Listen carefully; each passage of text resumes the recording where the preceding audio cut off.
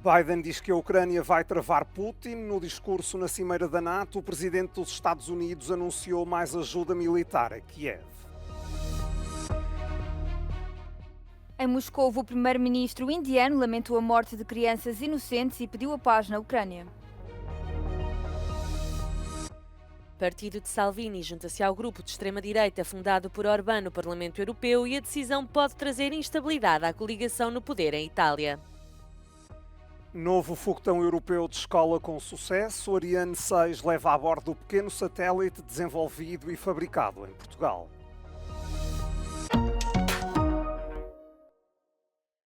Na cimeira que assinala os 75 anos da NATO em Washington, o presidente dos Estados Unidos anunciou mais ajuda militar à Ucrânia. A Aliança Transatlântica vai fornecer a Kiev mais sistemas de defesa aérea, entre eles os Patriot e um outro equivalente de fabrico italo-francês. Biden garante que a Ucrânia vai permanecer um país livre e independente. In Europe, Putin's war of aggression against Ukraine continues. And Putin wants nothing less than Ukraine's total subjugation, to end Ukraine's democracy, to destroy Ukraine's culture, and to wipe Ukraine off the map. And we know Putin won't stop at Ukraine, but make no mistake, Ukraine can and will stop Putin. O presidente norte-americano disse que a NATO enfrenta um momento crucial com a guerra entre a Rússia e a Ucrânia. Ainda assim, reforçou que a aliança está mais forte do que nunca. Biden discursou no edifício onde o tratado fundador da NATO foi assinado em 1949. Antes dele, falou o ainda secretário-geral da organização, que deixou um aviso. Uma vitória da Rússia terá custos elevados. Not only would it embolden President Putin, it will also embolden other authoritarian leaders in Iran, in North Korea, and China. They all support Russia's brutal war. They all want NATO to fail. So the outcome of this war will shape global security for decades to come. The time to stand for freedom and democracy is now. The place is Ukraine. Numa cimeira marcada pelo apoio à Ucrânia, haverá encontro entre Biden e Zelensky. Será na quinta-feira.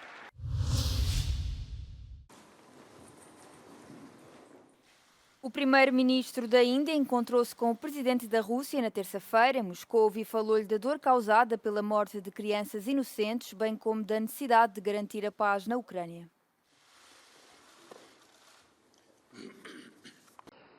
Excellency युद्ध हो, संघर्ष हो, आतंकवादी हमले हो,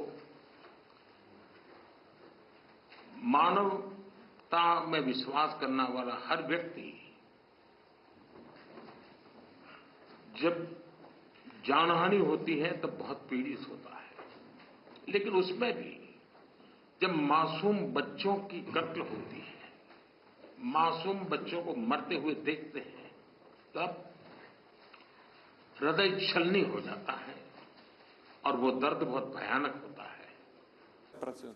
Os comentários de Modi surgiram um dia depois do ataque mortal das tropas russas contra um hospital pediátrico em Kiev, onde dezenas de pessoas foram mortas e centenas ficaram feridas, incluindo crianças. Esta foi a primeira visita do primeiro-ministro indiano à Rússia desde o início da invasão da Ucrânia em fevereiro de 2022. Nova Delhi tem evitado censurar oficialmente a Rússia, defendendo a sua neutralidade e a necessidade de encontrar soluções para a guerra de forma pacífica. A Índia é um país cada vez mais importante para a Rússia, uma vez que é um dos principais compradores do petróleo russo. Os deputados do partido de extrema-esquerda França Insubmissa concentraram-se à porta da Assembleia Nacional de França para exigir um novo primeiro-ministro.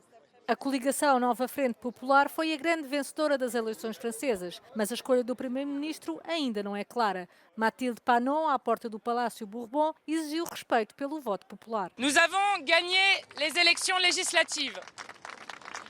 Nous sommes, avec le nouveau Front Populaire, aujourd'hui la première force politique à l'Assemblée nationale. C'est l'issue du scrutin de ce dimanche.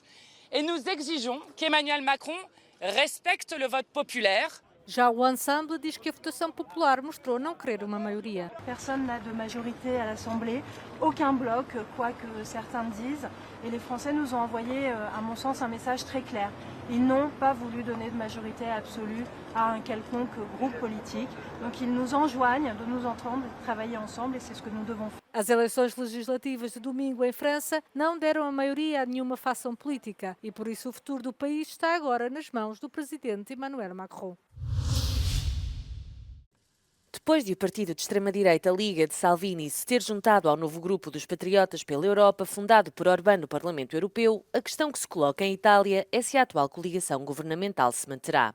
Com 84 eurodeputados, o Patriotas pela Europa não só se tornou o terceiro maior grupo do Parlamento Europeu, substituindo os conservadores e reformistas liderados por Giorgia Meloni, como recebeu inclusivamente os espanhóis do Vox, que desertaram do grupo de Meloni. Por enquanto, a primeira-ministra italiana optou por uma abordagem discreta e o Fratelli d'Italia disse à Euronews que não fará declarações. Por isso, colocamos a questão diretamente ao partido de Salvini. Non vedo niente di male nell'avere sensibilità diverse sui dossier europei da parte dei partiti di centrodestra. Anzi, a volte è stato anche un arricchimento più che un ostacolo, però in conclusione dico che dobbiamo essere molto concreti, nel senso che questo è un governo che ha avuto la fiducia della gente, è giusto che continui a lavorare, poi le dinamiche europee si muovono su un binario che ovviamente ha delle ripercussioni, ma non saranno ripercussioni che vanno a inficiare il lavoro del governo italiano. Segundo o Forza Itália, que também faz parte da coligação governamental, o grupo dos Patriotas pela Europa não terá impacto significativo. Come detto dal segretario Tajani, il gruppo dei Patrioti sarà ininfluente nel prossimo Parlamento europeo. Forza Italia all'interno del Partito Popolare Europeo è impegnata a rivendicare un ruolo sempre più importante per il nostro Paese. L'alleanza di centrodestra, a differenza di altri paesi europei, si presenta stabile, compatta, in Parlamento sempre coesi per portare avanti il programma di governo che ha ricevuto una grande maggioranza dagli italiani nel 2022 e una conferma qualche settimana fa. Sobre a guerra na Ucrânia, Borchia defende que o Liga sempre encontrou pontos em comum com os dois parceiros no poder. De acordo com o analista político Lorenzo Castellani, apesar de fazer parte dos Patriotas pela Europa, o partido de Salvini não tem influência suficiente dentro do governo. Gli impatti sul governo italiano, sulla maggioranza, sono abbastanza limitati perché in questo momento Salvini non ha la forza di insidiare né il predominio di Giorgia Meloni sulla coalizione di Fratelli d'Italia né vanta grandi risultati elettorali tali da poter immaginare un ritorno alle urne o una caduta del governo. Only time will tell whether or not the impact of new alliances being forged in Europe will be felt in Italy, potentially risking the stability of the Italian government. Giorgio Orlandi for Euronews, in Rome. Bombeiros e militares estão a tentar extinguir um incêndio que deflagrou na segunda-feira no sul da Albânia. O fogo começou como um incidente isolado nas montanhas, mas em apenas 2 horas as chamas alastraram e passaram a representar um perigo para os residentes de pelo menos 3 povoações na região de Gjirokastër. O ministro da Defesa albanês revelou, entretanto, que as autoridades estão a coordenar-se para controlar o incêndio e que as chamas já não estão a ameaçar habitações, mas ainda não foram extintas. Os Balcãs estão a passar por uma nova onda de calor, poucas semanas depois da última que provocou cortes de eletricidade em várias regiões. Muitos dos jovens atletas mais talentosos da Ucrânia viram os sonhos destruídos pela guerra. Quando Alexandra Pascal abraçou pela primeira vez a ginástica rítmica aos 4 anos, a treinadora reconheceu-lhe imenso potencial. Я стать хочу олимпийской чемпионкой. Depois, um míssil russo atingiu a casa de Alexandra em Odessa, enterrando-a sob os escombros e esmagando-lhe a perna esquerda. Agora, com 8 anos, espera um dia competir nos Jogos Paralímpicos. A treinadora orgulha-se da capacidade para identificar novos talentos, mas diz que é cada vez mais claro que a invasão russa da Ucrânia está a destruir a cultura desportiva do país. Діти міняють свій режим харчування у зв'язку з тим, що ночі вони практично не сплять. Їм приходиться спускатися до укриттів. І на сьогодні в мене першочергова задача – це не результат високих досягнень в спорті, а на сьогодні для мене дуже важливо зберегти здоров'я психічне та фізичне наших дітей. É preciso uma década, infraestruturas, equipamentos e treinadores para nutrir um campeão olímpico. Um processo que começa na infância e que acaba por deixar pelo caminho a maioria dos atletas muito antes de chegarem aos Jogos Olímpicos. Зрозуміло, що для них це ще більше ускладнює там цей процес. Коли ти прийшов на тренування з мамою, да, потім прозвучала повітряна тривога, навряд чи ти лишишся ще на годину для того, щоб продовжити тренування. І це не стимулює до постійних занять. Зрозуміло. Muitos jovens atletas foram privados de oportunidades quando os treinadores se juntaram ao exército. Aqueles que escolheram ficar também enfrentam condições desafiantes. Outros poderão nunca vir a descobrir que têm potencial no desporto.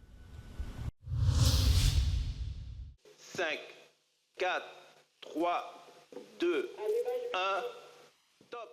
O foguetão Ariane 6 descolou na terça-feira às 8 da noite em ponto, hora de Lisboa. Partiu do Centro Espacial de Kourou, na Guiana Francesa. Foi concebido por um grupo de 13 países europeus liderados pela França. A bordo leva 9 pequenos satélites. Um deles é português, desenvolvido e fabricado pelo Instituto Superior Técnico. O lançamento original estava previsto para 2020, mas questões técnicas atrasaram o voo. A pandemia de Covid-19 e a guerra na Ucrânia também complicaram o processo, já que a Europa tinha laços espaciais com a Rússia. O Ariane 6 custou 75 milhões de euros. É mais barato do que o antecessor, o Ariane 5, e tem a capacidade de ir mais longe com maior rapidez. No entanto, tem sido criticado por ser descartável. A Agência Espacial Europeia diz que o Ariane 6 pode fazer voos com tripulação, embora esse não seja o objetivo atual.